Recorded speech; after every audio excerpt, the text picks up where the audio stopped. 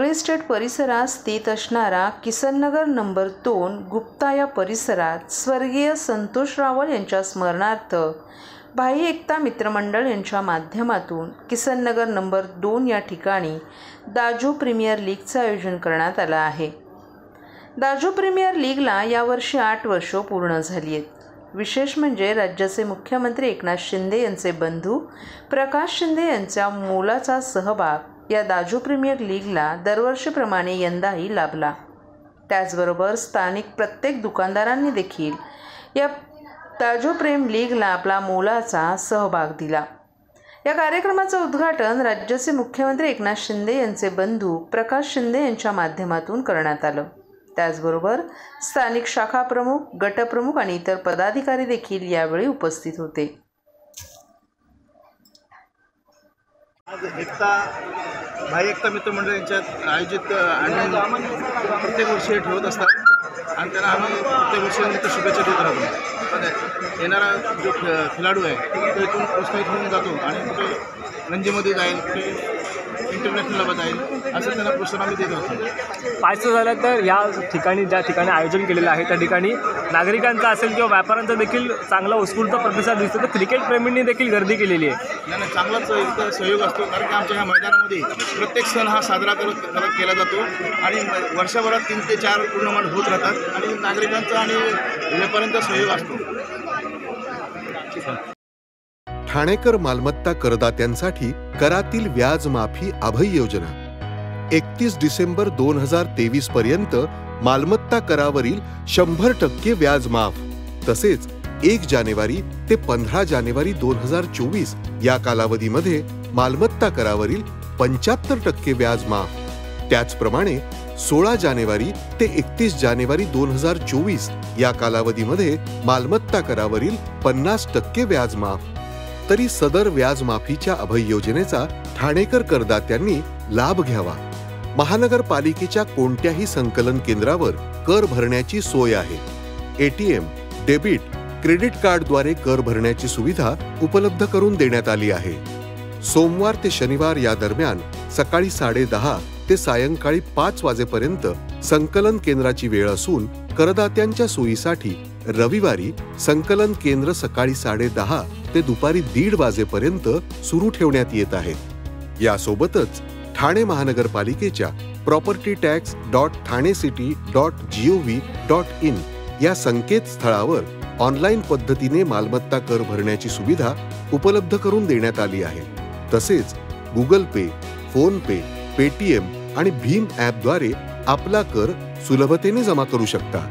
ठाणे महापालिका क्षेत्रातील सर्व करदात्यांना विनंती आहे की आपण या व्याज माफी अभय योजनेचा जरूर लाभ घ्या आणि आपला मालमत्ता कर लवकरात लवकर महापालिकेमध्ये जमा करून महापालिकेस सहकार्य करा।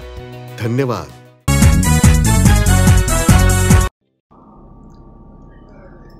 ठाण्यातील उपवन तलाव येथील विहंग संस्कृती आर्ट फेस्टिवल सुरू झाला असून या ठिकाणी नागरिकांनी मोठी गर्दी केली आहे। या ठिकाणी विविध कलाकृती नागरिकांना पाहण्यास मिळत आहेत। यंदा श्री राम मंदिर या थीमवर हा महोत्सव होत असल्यानं मुख्य स्टेज राम मंदिराची प्रतिकृती साकारण्यात आली आहे। या ठिकाणी शनिवारी रात्री प्रसिद्ध गायिका मालिनी अवस्थी यांचं गायन संपन्न झालं। यावेळी नागरिकांनी एकच गर्दी केली होती।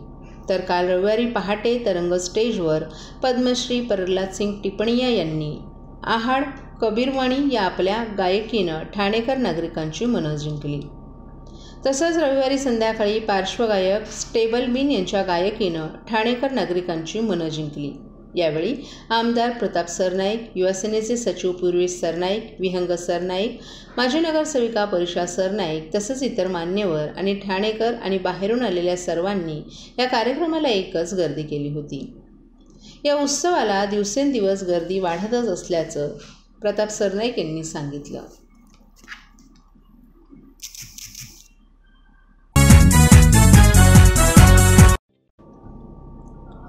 प्रभू श्रीरामाला ज्यांनी नाकारलं त्यांच्या मांडीला मांडी लावून हे बसले असून हिंदू हृदय सम्राट बाळासाहेब ठाकरे हे खरे वाघ होते, परंतु उद्धव ठाकरे आणि त्यांच्यासोबत कुणीही खरे वाघ नाहीत अशी टीका उपमुख्यमंत्री देवेंद्र फडणवीस यांनी उद्धव ठाकरे यांच्यावर केली आहे।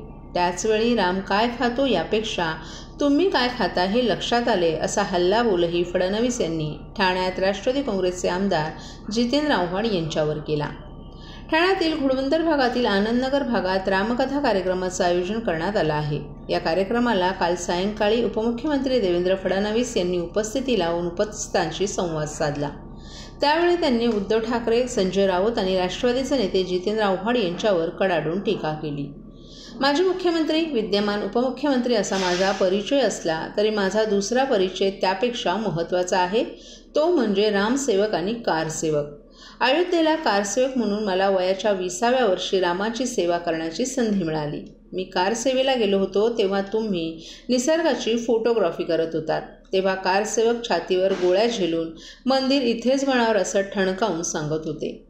हिंदू हृदय सम्राट बाळासाहेब ठाकरे हे खरे वाघ होते, परंतु उद्धव ठाकरे आणि त्यांच्यासोबत कुणीही खरे वाघ नाही अशी टीका यावेळी फडणवीस यांनी केली.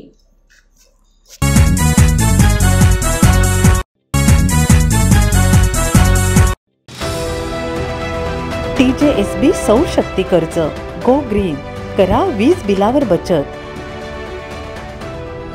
आकर्षक व्याजदर, 84 महिने परतफेड कालावधी, 80% लोन, व्यावसायिक आणि उद्योजकांकरता सुद्धा. अधिक माहितीसाठी तुमच्या जवळच्या शाखेला भेट द्या किंवा संपर्क साधा. 1800-223-466 आणि 1800-266-3466.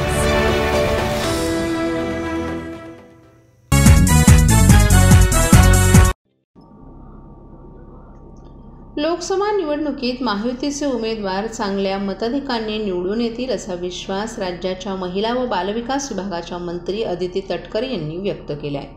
तर अजितदादांच्या पाठीशी भक्कमपणे उभे राहा अशी भावनिक साथ राज्याचे उपमुख्यमंत्री अजित पवार यांच्या सौभाग्यवती सुनेत्रा पवार यांनी ठाणेकर महिलांना घातली. मिनिस्टर सन्मान महिलांचा खेळ पैठणीचा या कार्यक्रमाचं राष्ट्रवादी काँग्रेसच्या अजित पवार गटानं आयोजन केलं होतं. त्यावेळी पवार यांनीही साध महिलांना घातली. आनंद परांजपे आणि नजीमुल्ला यांनी होम मिनिस्टर या कार्यक्रमाचं उत्कृष्ट आयोजन करून महिलांच्या आयुष्यात आनंदाचे क्षण आणले.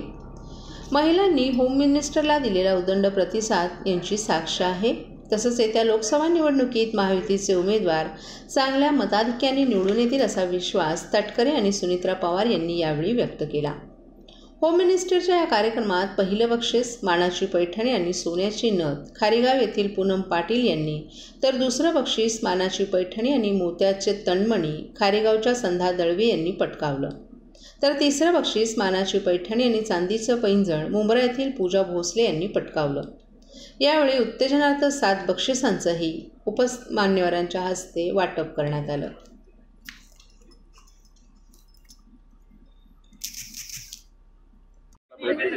काय सांगाल, महिलांसाठी कुठेतरी एक विरंगुळा हा कार्यक्रम पाहायला मिळतो. खरं तर होम मिनिस्टरचा कार्यक्रम महिलांना नेहमीच आवडत असतो आणि आज नजीबभाई आणि आनंद परांजपेजींनी एक अतिशय उत्कृष्ट कार्यक्रम या ठिकाणी आयोजित केला.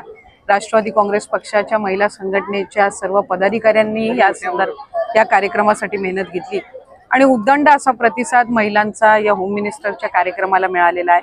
मी आलेल्या सर्व सहभागी झालेल्या महिलांना मनापासूनच्या शुभेच्छा देते.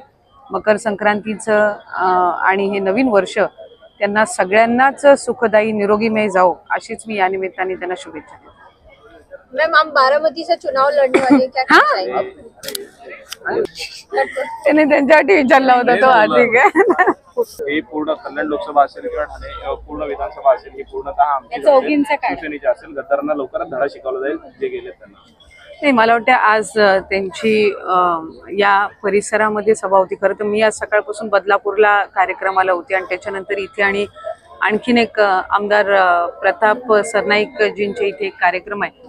त्याच्यामुळे जशा निवडणुका येतील तशा अशा पद्धतीचे वक्तव्य होतच राहतील. पण मी या निमित्ताने एवढं सांगू इच्छिते की महायुतीचे जे उमेदवार आहेत ते निश्चितपणाने ज्यांना ज्यांना वरिष्ठ नेतृत्व संधी देतील ते उमेदवार नक्कीच सर्व जनता, सर्व मतदार बंधू भगिनी हे त्यांना कौल देऊन अधिकाधिक मताधिक्याने त्यांना निवडून आणतील.